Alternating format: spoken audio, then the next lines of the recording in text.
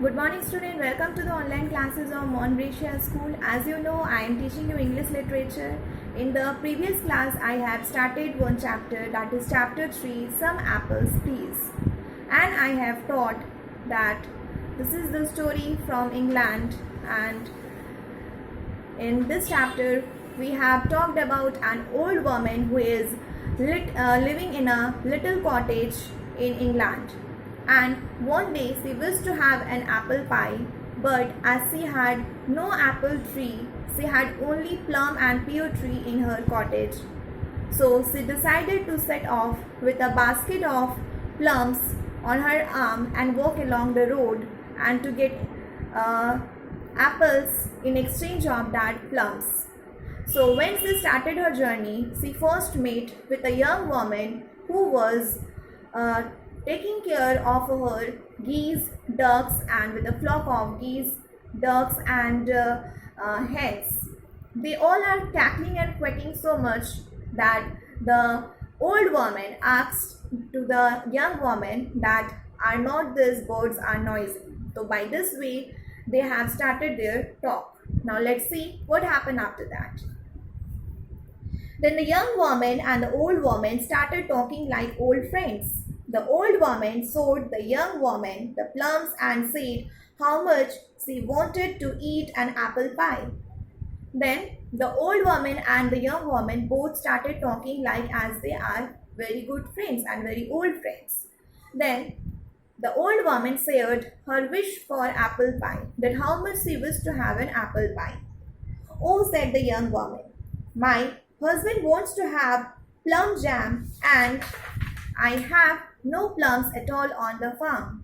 And by this, the young woman also told her husband wish that her husband wants to have plum jam, but they don't have any plums in their farm. I would love some, but I have no apples to give you. I can only give you a bag of feathers in exchange for them. Then the young woman told to the old woman that she would love to have some plums, but in exchange of the plums, she could not able to give the apples because she don't have any apples, but she would give a bag of feathers in exchange for that. Well, said the old woman, looking at the juicy red plums, I suppose at least one of us will have our wish. Then the old woman, by looking at her juicy red plums, she told that, well, it is very good because at least one of them, means among the old woman's husband, young woman's husband and old woman, at least one of them wish will fulfill. So she will be happy that at least their her husband wishes fulfill to take a plum jam.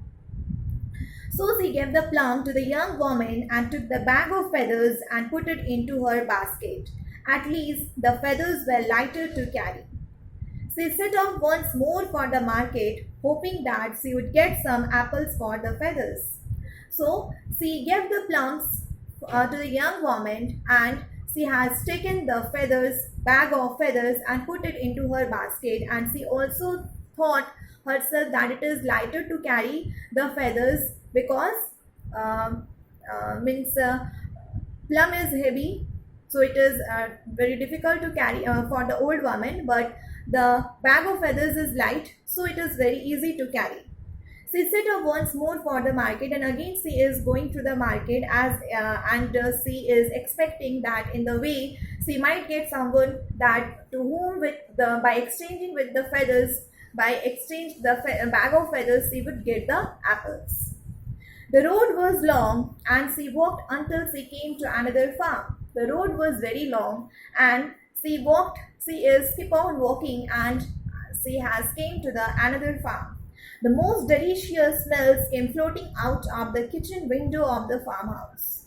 And while on the way, she get the smell of a very delicious smell that is floating out from the kitchen window of the farmhouse. The old woman stopped at the gate to smell the fresh bread and cakes, and the smell was of the bread and the cakes that was coming from the farmhouse, and she stopped to get the smell of that fresh bread and cakes.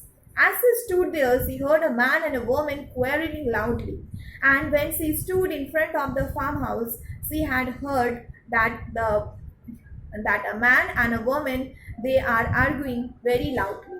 Okay, so today I have taught you up to this much. In the next video I will continue with the chapter. Till then, you read up to this much. This is your homework. Okay, thank you.